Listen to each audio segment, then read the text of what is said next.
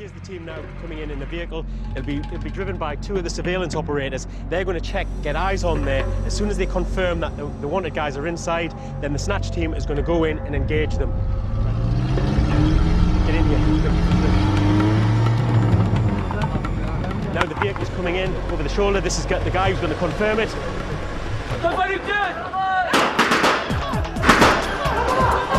They drop this guy.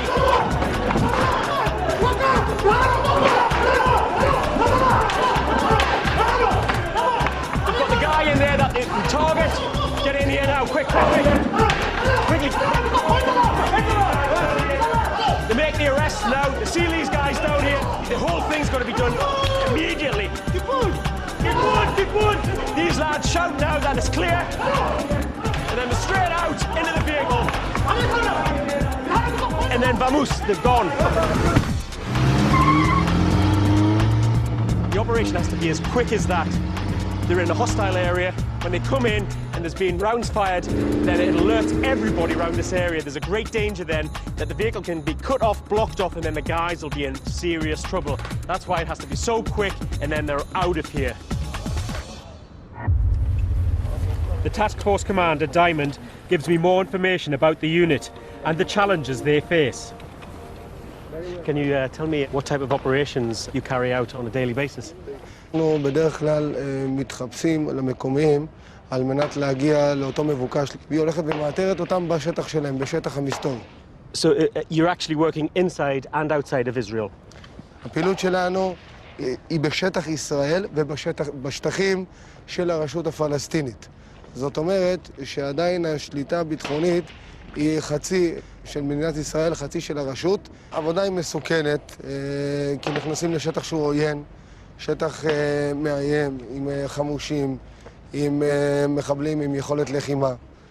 אבל היא צריכה, הסיכון או הפחד שנגרם מהסיכון, הוא צריך להיות מתועל לפעילות מחודדת, למחשבה יצירתית, לפעילות ממוקדת. And one final question, why do the guys have to protect their identity? הפנים שלנו הם הנשק שלנו. ככל שנחשוף את הפנים, ככה נהיה יותר מוכרים. ברגע שנחשף, פגעתי בלוחם, פגעתי בעצמי, וזה יכול גם לעלות לי בחיים שלי. Okay, well, let's get to work, eh? Okay. The threat from terrorism can come from outside Israel's borders as well as from inside. The borders along the West Bank are particularly vulnerable to mortar and rocket attacks. Terrorists drive vehicles along the border looking for a spot within firing range of an Israeli settlement or town. The car parks up and the grenades or mortars are then fired from the car. This allows the terrorists to make a quick getaway. The only way Magav can stop the attacks is through intelligence gathering and surveillance. Then they can intercept the vehicle before the attack. Okay, this next exercise is where the guys have been given information that there's a possibility of a high-risk terrorist moving in a vehicle. They've got the details of the vehicle, but they can't actually see inside because of darkened windows. So what they're going to use is a shotgun using rounds called beanbags. Basically, they'll engage the vehicle with the shotgun, shooting the beanbags at the windows. That'll shatter the glass, which will allow the lads to see in. If the target's in there, they can engage it and then move off.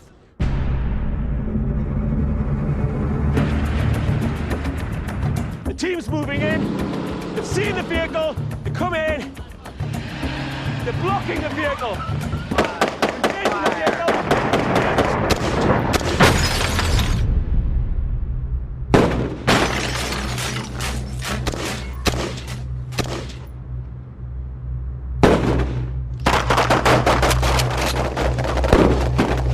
The firepower on display is awesome. Over 300 rounds of ammunition are laid into the car in less than 10 seconds. These guys take no prisoners.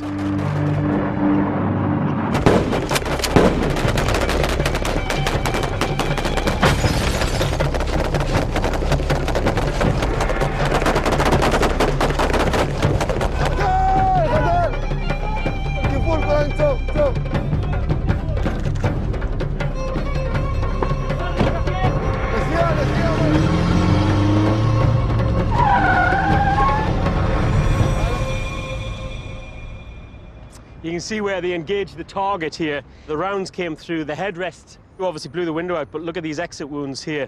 And whenever you hear about somebody being shot, the entry wound is always smaller than the exit wound, and you can see why. Look at this metal blown apart there. Here's a classic there. That's a great one there. You can see how much energy has just ripped that metal apart here and just tear it out. It's pretty phenomenal when you start looking at the damage rounds can do. If anybody was in the back, they'd be well and truly finished. So never be on the wrong side of a weapon.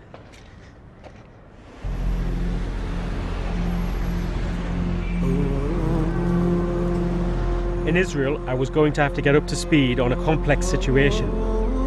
The politics dictate the realities of policing. Reminders of its bloody history are everywhere. Places like this spot, that saw the birth of the most brutal terror tactic that has spread far beyond Israel's borders.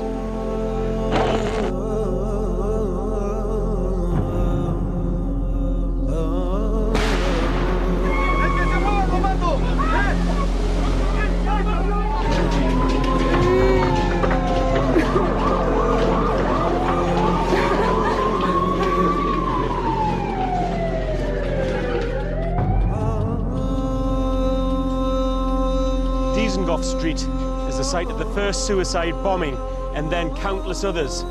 It's actually smack bang in the middle of Tel Aviv, and as you can see, it's fully packed with shoppers and commuters. This is why it's so important that the unit intercept any suicide bombers or any suicide belts before it gets to a place like this.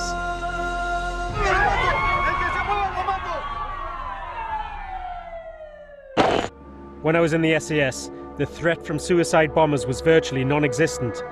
It's going to be interesting for me to see the tactics the police have developed to tackle a problem that has become all too common. Just how do you stop a suspected suicide bomber?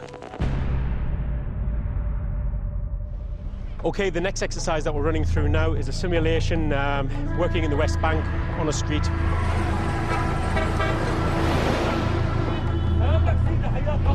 We're going after some known terrorist cells.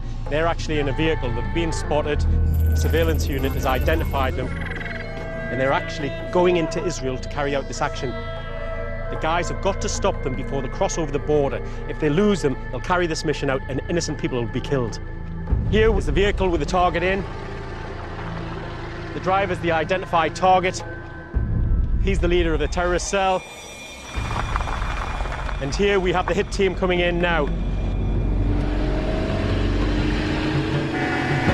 The guys blocked this vehicle off. They've taken on the target. Come in, quickly, come in. They've engaged the target, they've taken them all out. They've confirmed that the target is down. Take any weapons out of the vehicle. The guys now are covering the area, making sure that they're okay. They've been into the vehicle, they've got the weapons, and they've got to exit the situation now very, very fast. Into their vehicle and then make their escape.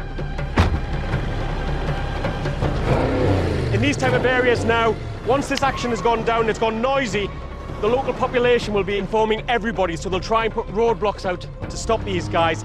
And if that happens, they're in the shit. And all these guys are knackered.